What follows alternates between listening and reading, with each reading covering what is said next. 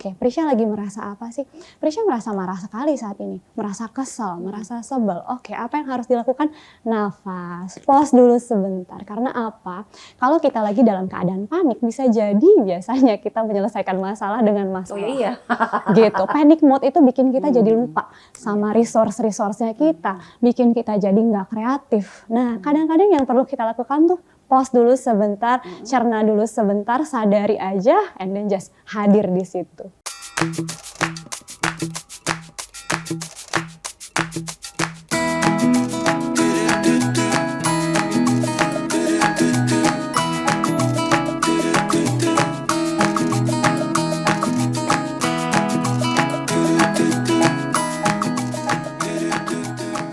Hai Moms, kembali lagi Moms Talk hadir menjumpai para moms semuanya. Kali ini kita akan ngobrol-ngobrol dengan seperti biasa sih kalau Moms Talk itu menghadirkan sosok-sosok inspiratif.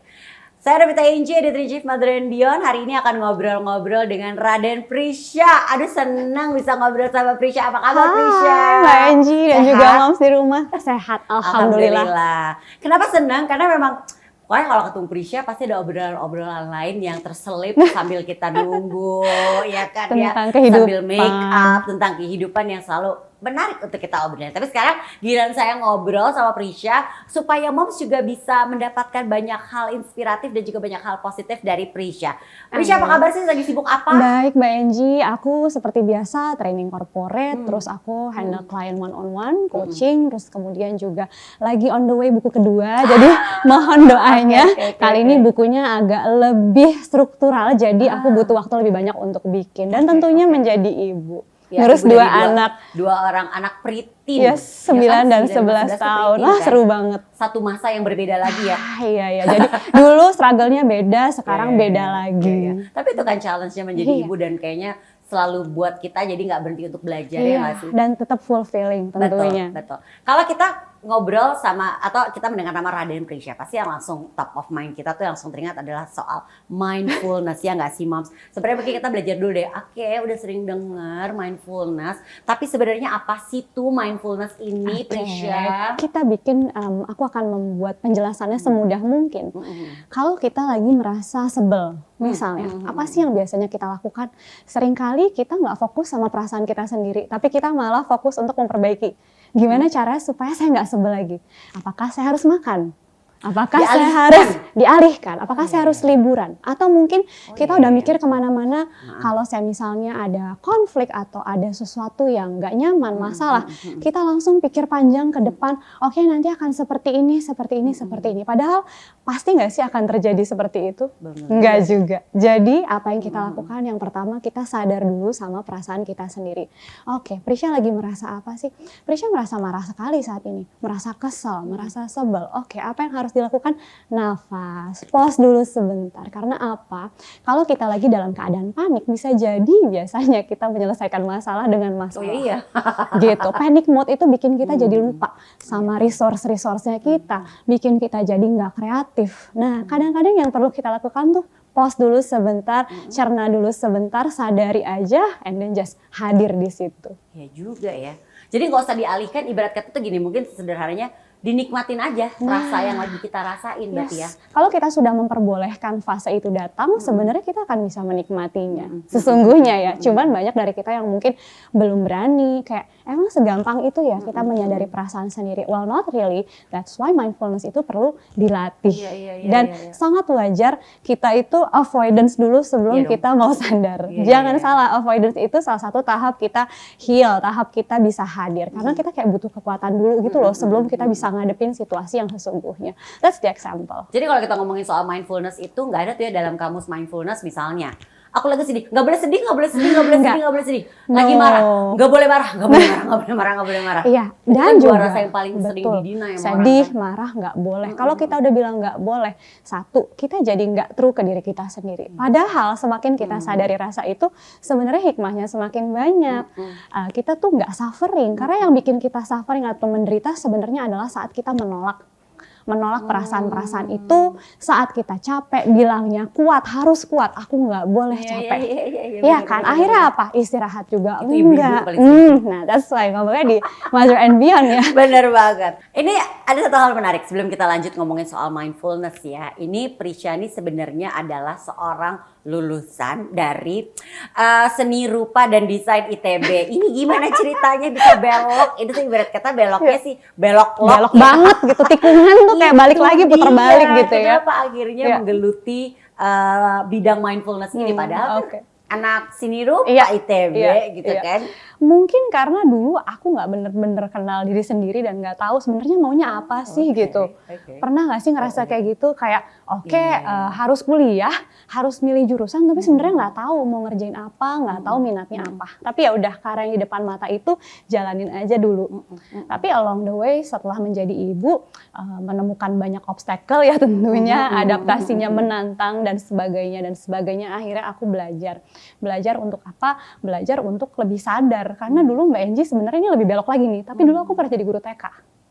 Aku dulu, ini maaf ya banyak banget beloknya nih. Jadi dulu aku pernah jadi guru TK, aku training 3 bulan di sebuah sekolah dan di situ aku mengajar anak usia 1 sampai 3 tahun. Oke. Nah, di situ tuh caretaker ya, entah itu guru Iya, iya. atau ibu itu harus sabar banget, setuju gak Oh sih? iya dong. Kalau anak umur 1 sampai 3 itu kan kayak lagi banyak-banyaknya lari-lari ke sana kemari, harus diawasi dan juga lagi masa-masanya tantrum. Betul. Betul ya. Nah, di situ aku menyadari bahwa ini kalau ibunya belum bisa tenang, belum bisa inhale exhale sebentar, memilih respon, agak sulit ya untuk mengapply ilmu parenting yang sudah dipelajari. Dan ternyata benar, iya kan? Ini juga dikatakan sama Susan Bogels, itu guru mindful parenting, yang bilang pada saat orang tua stres, parenting skill itu suka kolaps. Lupa aja gitu, nggak kepake. Padahal secara kognisi udah pinter gitu ya, udah tahu. Tapi applying it is a different story. Itu sih yang bikin akhirnya aku, wah ini harus belajar sadar dulu nih, baru kemudian bisa apply ilmu-ilmu yang sudah diketahui. Gara-gara menjadi guru TK ini. Nah itu, dan jadi guru TK karena apa? Karena bingung jadi ibu gimana sih caranya, kan nggak ada sekolahnya ya. Benar-benar bukan lagi. Dulu 2012 tuh nggak kayak sekarang. Sekarang itu banyak banget kelas-kelas, resource tentang parenting sudah sangat banyak. Kelas-kelas online juga udah banyak. Kalau dulu kan nggak ngerti, bingung. Akhirnya dulu, oke deh, coba jadi guru TK kali ya, gimana caranya aku mengajari anak, mendidik anak. Nah dari situlah akhirnya belok lagi ke mindfulness, dan itu yang akhirnya ditekuni sampai saat ini. Oh menarik, ternyata dari situ sumbernya ya. Oke, tapi dari mana Prisha tahu tentang mindfulness ini? Awalnya nih. Awalnya aku sempat belajar sampai sekarang sih sebenarnya sama Ibu Rani Anggraini Dewi. Jadi beliau adalah konselor pernikahan yang kebetulan waktu itu punya kelas mindful living, dan awalnya juga aku nggak kebayang sama sekali. Sebenarnya gimana sih menyadari tentang perasaan kita? Kita mendengar kata itu mungkin gampang ya, tapi untuk kita mencerna dan melakukan itu kan is a different story. Akhirnya aku ikut berbagai macam kelas, nggak cuma kelasnya Ibu Radi, terus aku juga ikut kelasnya Mas Reza Gunawan, terus ikut kelasnya Tony Robbins, dan akhirnya ketemulah sama sertifikasi aku sekarang, yaitu Workplace Mindfulness Facilitator. Nah, jadi dari ranah kantor ini ternyata juga mindfulness bisa dipakai. Jadi mindfulness nggak hanya dipakai di mana-mana. Sampai kalau di Amerika itu sudah ada jabatan Chief Mindfulness Officer. Jadi bukan CMO, tuh bukan marketing ya Mbak Enji ya. Chief Mindfulness Officer, karena ternyata segitu pentingnya employee itu sadar, aware, supaya apa? Kita turnover-nya nggak tinggi, productivity meningkat. Betul. Even untuk membuat decision ekonomi aja, panic mood sama sadar mood itu akan sangat berbeda gitu. Jadi ini sebenarnya sesuatu yang sangat applicable di berbagai bidang, berbagai lini. Sebenarnya iya sih ya, kalau kita sedang dalam keadaan panik, sesimpel itu deh kita memahaminya. Kayak kita di jalan panik, mau belok kiri belok kanan aja pasti bingung, padahal kita udah tahu arah mau pulang, udah tahu dalam kondisi panik gitu. Suka bubar jalan tuh. Apa yang kita udah tahu bisa jadi lupa karena panik. Betul. Gitu. Nah, dari mendalami mindfulness ini, sekarang tuh Prisha menjadi mindfulness and well-being coach. Ini masih unik dan langka sebenarnya, walaupun kita udah mulai familiar ya sama mindfulness dan kita juga berusaha menerapkan itu dalam keseharian kita gitu ya. Kita mulai kayaknya dari artinya aja, oh iya ya, it's like being present at the time gitu kan ya, hadir di saat dan sini kini lah istilahnya mungkin ya. Nah ini suka dukanya menjalani profesi yang masih dibilang belum terlalu banyak, unik. Apa nih kalau sukanya sih kayaknya pasti membuat hidup tuh kayak lebih ringan gak sih gitu kan ya. Nah ini apa nih? Aku mulai dari dukanya dulu deh. Oke, boleh. Dukanya adalah karena pasti jadi ibu tuh ada banget capeknya. Harus bisa berbagi peran antara jadi ibu sama kapan bertemu klien, dan saat bertemu klien itu kan kita nggak bisa ngatur-ngatur loh. Iya dong. Gitu kan, harus kayak jadi open space untuk mendengarkan, untuk menjadi fasilitator untuk mereka mendengar diri misalnya. Dan itu ada banget saat capek. Aku kayak dulu Mas Reza Gunawan pernah ngajarin aku namanya ganti topi. Jadi harus ganti topi, ada topi ibu, ada topi praktisi, ada topi entrepreneur misalnya, karena kebetulan aku kerja bareng sama suamiku. Nanti akan kita bahas. Nah, itu ya. Jadi supaya kita bisa benar-benar berperan sesuai dengan perannya. Gitu, nggak bisa kita lagi jadi praktisi, perannya jadi ibu. Wah, biar gimana yang namanya ibu itu suka ngatur ya, gimana? Ya kan, pasti kan khawatirnya tuh ada banget. Nah, kita kan nggak boleh khawatir sama bertanggung jawab atas nasib klien itu kan nggak bisa ya. Gitu, jadi emang harus pintar-pintar menempatkan diri. Tapi yang sukanya adalah, alhamdulillah aku jadi banyak belajar. Aku banyak belajar, mengajak aku untuk selalu bersyukur, mengajak aku untuk, ya namanya hidup itu pasti ada ups and downs ya. Dimanapun, kapanpun, siapapun, itu kayak tidak pandang bulu ya. Siapapun pasti punya struggle-nya, dan itu juga membuat aku jadi lebih, akhirnya apa yang didapat dijadikan ilmu dan kemudian di-apply lagi, mudah-mudahan bisa bertumbuh lagi, berkontribusi lagi. Gitu sih, jadi alhamdulillah aku senang banget bisa dikasih kesempatan bekerja seperti ini gitu ya. Jadinya setiap hari rasanya meskipun dengan tantangan tapi fulfillment-nya ada banget Mbak Enji. Ini sebenarnya ilmu yang bisa langsung dipraktekkan juga dalam keseharian ya, dan bermanfaat banget pasti. Mudah-mudahan dirasakan untuk diri sendiri aja udah bermanfaat ya. Nah, ngomongin soal Mind Revive. Ini kan bisnisnya Prisya sama suami ya kan. Apa sih Mind Revive? Ini menarik nih, aku jadi penasaran. Jadi Mind Revive itu adalah platform belajar buat individu, corporate dan juga komunitas. Jadi di situ kita menyediakan kelas-kelas yang saat ini sebenarnya paling banyak itu di korporasi. Gitu. Jadi kita ada beberapa praktisi di sana yang istilahnya sesuai kebutuhan lah. Kalau butuh kelas art therapy misalnya, kita ada art therapist. Kalau butuh kelas tentang life purpose misalnya, kita ada praktisi yang senengnya itu menggali tentang purpose hidup orang. Itu salah satu contoh. Nah, itu kan kayak the fundamental fondasi dari kita menjalani kehidupan itu adalah penting life purpose dulu. Bener. Nah, jadi ini kita adakan kelas-kelas baik itu dari brand, dari corporate, dari komunitas gitu. Jadi sebenarnya esensinya sharing lagi sih, berbagi lagi sesuai dengan kebutuhan gitu. Aku penasaran satu lagi nih, Mind Revive ini kan bisnis bersama suami nih, ya kan? Tadi sudah diinfoin. Kan banyak juga orang gitu. Ada banyak yang memang bisa berbisnis sama pasangan. Tapi ada juga yang gini, gak apa-apa lah ya, kita gak usah bareng-barengan dulu ya gitu ya, maksudnya jadi nanti aja kita di rumah baru barengan lagi. Gimana cerita dong, ini suka duka lagi nih, berbisnis, bekerja bersama suami. Yang berarti kan istilahnya gini, pagi ketemu di rumah, siang ketemu, sore ketemu, malam ketemu. Nah, gimana tuh? Jadi awalnya sebenarnya suami itu resign dari kantor karena saya posisi sedang sekolah. Anak-anak harus school from home. Pas pandemi dong? Pas pandemi. Jadi suami itu resign di sekitar September, Oktober 2020. Wow. Jadi itu keputusan yang kalau banyak orang yang bilang, masa sih malah resign gitu di masa pandemi. Tapi waktu itu fokus kita adalah karena aku kebetulan sekolah tuh sudah mulai dan kalau mau di withdraw tuh sayang banget gitu. Dan nggak lama juga sebenarnya, sekolah cuma sekitar 6 bulan aja. Dan aku baru mulai, ya udah akhirnya, ya udah deh, Bismillah. Kita coba gedein ini gitu. Jadi awalnya dari situ aja supaya tetap bisa jagain anak-anak. Dan ternyata saat pandemi itu kelas-kelasku justru alhamdulillah banget sangat di luar ekspektasi in a good way. Gitu. Ada banyak yang ikut kelas, akhirnya terbentuklah sampai kelas. Dibatasin kelasnya. Iya, kan, ya? sampai full house. Full house tuh 100 karena aku nggak bisa lebih dari itu. Gitu. Jadi akhirnya muncullah modul kelas hidup berkesadaran. Itu signature-nya Mind Revive gitu ya. Dan kemudian akhirnya hidup berkesadaran. akhirnya kita yang tadinya komunitas dan kebanyakan untuk mungkin untuk para ibu gitu ya. Akhirnya karena suami dulu kerjanya corporate 18 tahun dibawalah ke ranah corporate.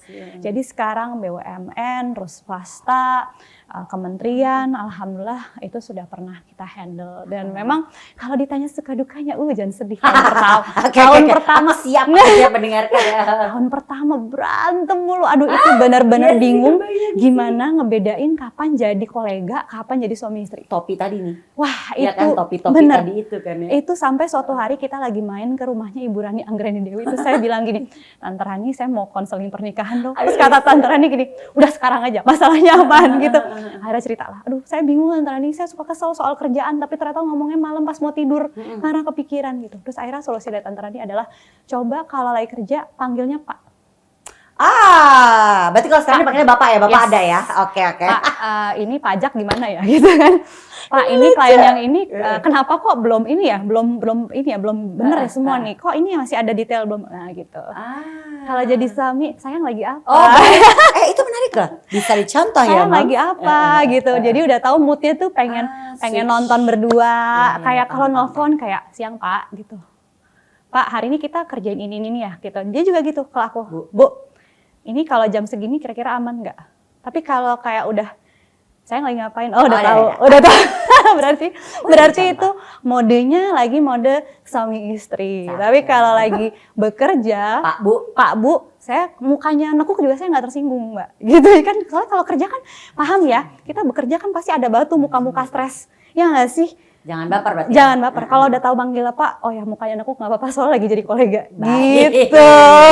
Tadi Prisya juga cerita ya bahwa kalau di kelas tuh max tuh 100 karena kan ya emang harus batasin lah ya. Nah itu kan ketemu sama 100 orang gitu kan. Itu kan pasti kan menyita energi kita dan juga mentally bisa drain juga ya kan. Gimana caranya Prisya menjaga diri agar tetap zen? Karena kan mengingat abis ini setelah urusan kerjaannya beres, balik pulang nih. Ganti topi jadi ibu, jadi istri. Bener banget. Ya kan?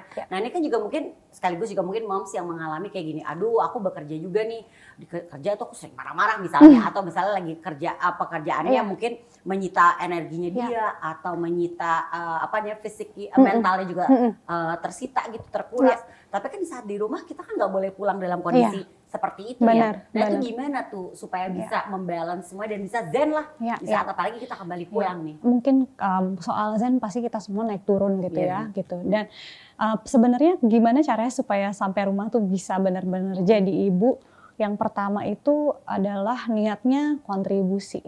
Karena kalau kita udah seeking validation kayak aku cukup baik nggak ya di dalam ini, kayak kira-kira aku mencoba untuk mengontrol respon mereka nggak ya, aku mikirin nggak ya mereka mikir apa tentang aku, itu ngaruh banget Mbak. Kalau kita mikirin banget kayak apakah ini sudah cukup baik atau belum, itu bisa dipikirkan sebelum acara berlangsung. Karena kita kan masih membenahi presentasi, materi, itu bisa banget deh kita berpikir kemana-mana. Tapi kalau udah acara, udah event, udah kelas itu niatnya sebenarnya kontribusi dan memang perlu berserah diri sih. Karena kita nggak bisa kayak menjamin nasib orang lain yang ikut kelas kita atau kayak menjamin pendapat orang lain yang ikut kelas kita. Once kita udah sampai di sana, pasti sampai rumah capek banget. Gitu. Dan begitu juga dengan klien satu-satu. Berserah itu penting. Kayak dia misalnya bertumbuh, itu bukan karena saya. Karena seizin Tuhan, Tuhan yang kasih, itu sebenarnya kedengarannya kayak mungkin klise banget. Tapi kalau kita menjamin keberhasilan itu dari kita, berat banget sebenarnya. Kayak karena kita ketemu dengan berbagai macam masalah, berbagai macam kondisi.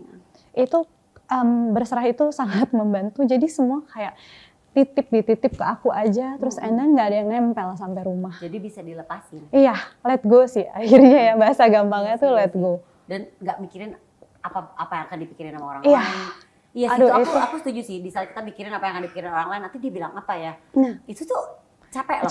Capek karena kayak akan constantly terus-terusan muter-muter dan bukan berarti awalnya nggak bisa, awalnya langsung bisa begini Mbak. Dulu aku nggak bisa.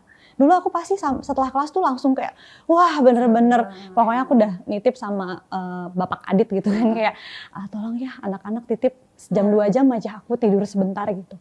Tapi ternyata itu karena dulu aku masih sangat memikirkan orang ngomong apa, orang mikir apa, is it good enough for them. Pokoknya sekarang niatnya maksimal aja, kontribusi, berserah sama Allah, dan ya udah sisanya lepasin. Dan itu ternyata sangat-sangat ngaruh di aku. Dan itu butuh latihan ya Mbak. Nggak bisa kayak hari ini pengen besok langsung. Kalau aku sih waktu itu nggak bisa. Berarti ini balik lagi ke konsep present dan sini-sini itu dia. Di saat kita lagi bekerja, kita full di situ, present, ya kan, hadir seutuhnya. Nah di saat tadi waktunya kita ganti topi, topi yang tadi kita tinggalkan. Iya betul. Itu sebuah seni sih. Iya, emang kita perlu latih. Betul, gitu. Setuju. Apa yang biasanya your special mantra nih ke diri sendiri kalau lagi kewalahan dengan profesi menjadi seorang ibu pasti ya sebenarnya kalau kita menjalani semuanya ini kan pasti kan kayaknya satu yang kalau kita ketemu orang lain yang bukan anak kita tuh kan kayak masih bisa something yang kadang-kadang masih kita bisa kontrol ya kan. Tapi begitu kita balik lagi ke peran sebagai ibu, pasti Prisha merasakan ketemu 100 orang sama ketemu anak 2 di rumah. Wah itu bisa lebih berat ketemu anak 2 sebenarnya Mbak. Iya kan? Iya nggak? Iya benar. Dan itu kayak 100 orang bisa nih aku handle. Tadi konsep sini kini itu sebenarnya konsep present dan mindfulness itu bisa kita terapkan di saat kita bekerja nih, apalagi dengan berlatih semuanya. Tapi kan kalau menjadi ibu itu kan kayak banyak faktor X tiba-tiba yang bener banget. Dan kita kan nggak itu pakai perasaan banget tuh dalam. Iya. Bekerja pakai perasaan ini lebih dalam. Bener. Agak susah kalau jadi ibu tuh kita mau kayak let go tuh agak sulit ya. Bener. Itu bener banget. Even di aku. Jadi maksudnya gini ya teman-teman.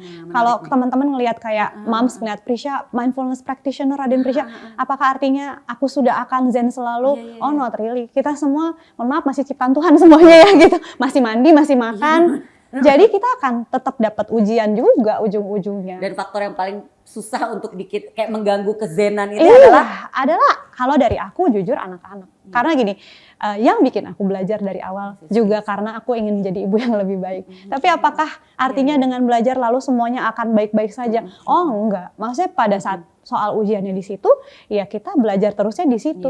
Belajarnya nggak cuma belajar kognisi ya. Menurut aku belajar kognisi itu gampang. Ngerti pakai badannya itu Mbak yang menantang gitu. Nah apa nih mantra yang biasanya Prisha untuk diri sendiri nih yang sering diucapkan saat lagi kewalahan? Jadi kita semua itu kan pasti punya sisi-sisi capek, sisi marah, sisi sebel. Itu kan aku menyebutnya sebagai bagian diri. Semua yang positif datangnya dari kesadaran. Jadi aku selalu bilang aku adalah spasi yang cukup besar untuk semua bagian diriku. Kalau aku udah jadi spasi yang besar untuk bagian diriku, aku juga bisa menjadi spasi yang cukup besar untuk anak-anakku. Tapi itu harus terus diucapkan dan dilatih terus ya. Betul. Pakai nafas jangan lupa. Aku adalah spasi yang cukup besar untuk semua bagian diriku harus kalau nggak nafas, nggak berasa Mbak.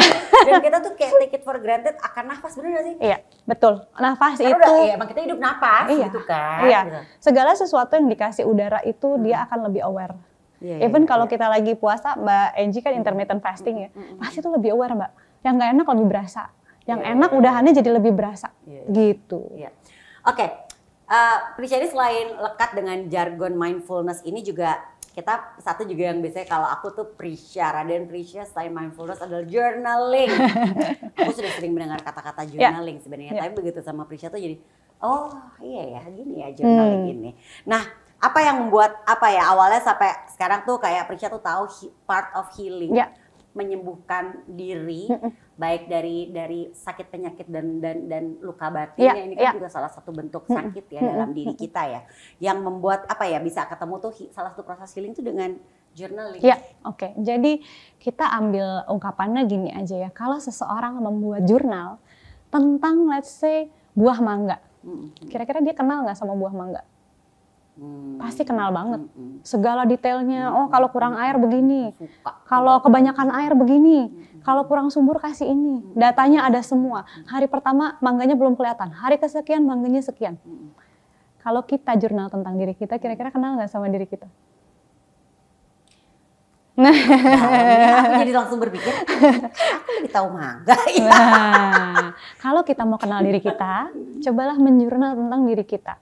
Hari ini saya ngapain? Besok Dimulai saya dari itu ngapain? dulu? Paling gampang itu dulu. Oke. Pengen ngapain, mana yang terjadi, mana yang tidak, perasaannya bagaimana.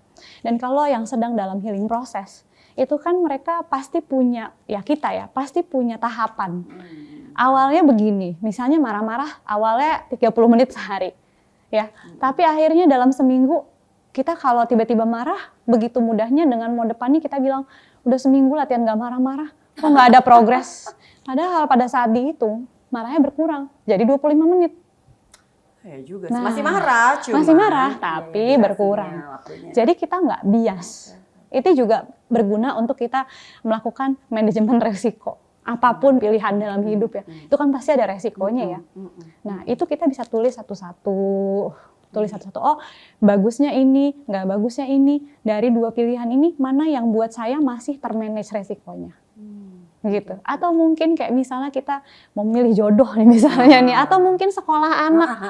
Oh yang ini begini, yang ini begini. Plus minus itu Plus istilahnya. minus gitu. Dan kita kalau ini saya ada satu contoh ya, ini cerita pribadi saya. Dulu itu ya saya daddy's girl banget ya Mbak Angie. Waktu 2015 saya umur 27 itu bapak saya meninggal. Yang namanya anak perempuan pasti kan kangen terus ya sama bapaknya ya. Dan ada banget dong rasa kehilangan yang akhirnya ingin nah ya kan paham kan rasanya. Pasti ada kayak rasa, duh suami gue kenapa sih nggak kayak bokap. Ada hal-hal seperti itu di beberapa sisi. Akhirnya apa yang aku lakukan? Akhirnya aku membandingkan suamiku dengan bapakku di usia yang sama dengan suamiku. Waktu itu misalnya suamiku umur 35. Kayak Adit di umur 35, begini. Bapak Priyatna di umur 35, gini. Ternyata aku lebih milih siapa? Lebih milih suamiku. Iyalah. Karena ada hal-hal yang di umur 35 itu satu dan lain hal yang aku rasa kayaknya, wah kayaknya nggak bisa sih. Iya. Di saat kita sekarang berada di kondisinya ya udah momen ini ya gitu ya. Aku bareng bapakku pada saat udah umur 50-an gitu misalnya. Jadi buat aku udah indah banget gitu ya. Tapi kalau dibandingin di usia itu, enakan yang sekarang sih masih. Iya sih. Itu membuat kita jadi terbuka, jadi clear, jadi objektif. Jadi kita nggak menerka-nerka gitu. Nah itu sih salah satu contohnya. Wow, menarik. Sebagai penutup, minta tips dong buat mom supaya bisa menerapkan mindfulness tuh mulai dari mana dulu sih? Karena kan kadang oke, nafas ya udah. Terus gitu kan. Kita hidup di masa sekarang. Ini sekarang kok gitu tapi masih bingung gitu. Ya, jadi luangkan waktu untuk kita berlatih mindfulness setiap hari. Jadi ini perlu latihan. Nah, latihan. Latihannya kapan? Misalnya diselipkan setelah mandi pagi atau sebelum mandi pagi atau siang misalnya jam 8 saat anak-anak udah berangkat ke sekolah udah dianterin, grounding sebentar sambil nafas. Jadi kita duduk grounding juga aku sering bahas. Jadi kan bumi itu punya energi yang kalau kita barefoot itu bisa nyampe ke badan kita dan melakukan berbagai hal. Ada penelitiannya bisa mengurangi inflamasi, buat tidur lebih enak dan sebagainya. Kita bisa taruh waktu itu menjadi waktu yang dimana kita nafas saja, menekarkan nafas dan ngelihat aja apa yang ada di sekitar kita. Kalau susah, coba lakukan sambil melakukan hal-hal yang kamu suka. Misalnya olahraga. Olahraga dengan mindful. Benar-benar rasain otot-ototnya, benar-benar rasakan nafasnya. Jadi jangan biarkan pikiran kemana-mana tuh. Kalau pikiran kemana-mana sadari, nggak apa-apa kan, nggak apa-apa banget, wajar. Nggak mungkin manusia pikirannya nggak kemana-mana. Fitrah manusia itu pasti pikirannya kemana-mana. Iya. Even bisa. Nah, kalau orang mau menikah, meditasinya tentang pernikahan, tentang dekorasi, pasti kan. Kalau orang mau party di rumah, pasti meditasinya tentang makanan. Ya, kalau orang mau traveling, meditasinya tentang traveling. Jadi nggak apa-apa. Tapi kalau lagi beralih, sadari, oke, balik lagi ke nafas. Yang bikin orang nggak mau latihan mindfulness adalah belum apa-apa. Pikirannya pergi dikit, udah ngejudge diri sendiri, nggak bakat, gue nggak bakat gitu ya.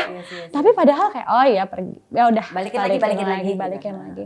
Dan itu latihan sesering mungkin sebenarnya. Sekarang tuh udah banyak aplikasi-aplikasi untuk mindfulness meditation yang bisa kita latih di rumah. Baik kita nafas saja atau kita sambil melakukan hal-hal yang kita suka. Pada akhirnya nggak cuma tangki cinta yang perlu diisi, tapi tangki kesadaran juga perlu diisi. Nah ini penting nih. Iya. Benar. Karena iya sih ya, kita tuh kadang-kadang suka autopilot. Ya. Itu kan berarti kan part of kita nggak sadar ya Iya. melakukannya ya. Betul. Karena kebiasaan gitu Benar. kan. Dan kita kan pada akhirnya nggak perlu dari awal langsung semuanya harus nafas terus gitu. Luangkan 10 menit aja setiap hari. Nanti lama-lama di sisi lain menjadi kebawa. Or even lagi main sama anak dijadikan aja latihan mindfulness. Misalnya, bisa banget ditaruh di mana-mana, atau mungkin satu kegiatan yang kita suka lagi melukis misalnya, atau gardening, jadiin Masak kalau ada yang bisa, masak kan juga. bisa, cuci piring aja bisa, Mbak. Iya juga sih benar. Iya sih. Gitu. Jadi nggak perlu emang oke setengah jam aku diam nggak boleh diganggu, nggak boleh ada suara, nggak boleh nggak betul. 5 menit berarti. Even setiap ada salah satu temanku, kenalanku yang dia nafas aja setiap kali mau ganti kegiatan. Padahal dia ngurus anak sendiri. Tapi dia kayak, oke mama mau duduk sebentar ya gitu. Rasain, oke, bisa juga nafas atau kita nanya aja sama diri sendiri gimana perasaan kita, gimana tubuh kita, gimana pikiran kita. Oke, kemudian lanjut misalnya doa dulu, baru kemudian lanjut lagi, itu juga bisa. Oke. Gitu. Aku jadi paham tuh. Tadi aku tuh kalau kadang-kadang suka gitu kayak tadi. Pikirannya pergi, nggak bakat aku. Kayak gitu ya. Jadi wajar. Tapi bisa dilatih Wajar. terus-terusan Yes. supaya memang kita bisa merasakan juga tentunya kita lebih mindful aja, lebih utuh gitu ya Iya. sebenarnya. Bahkan kalau kita lagi nggak mindful, terus kita sadar kita lagi nggak mindful, itu sudah mindful, Mbak. Jadi, aduh, kayak gue lagi nggak mindful deh. Itu sudah mindful. Iya.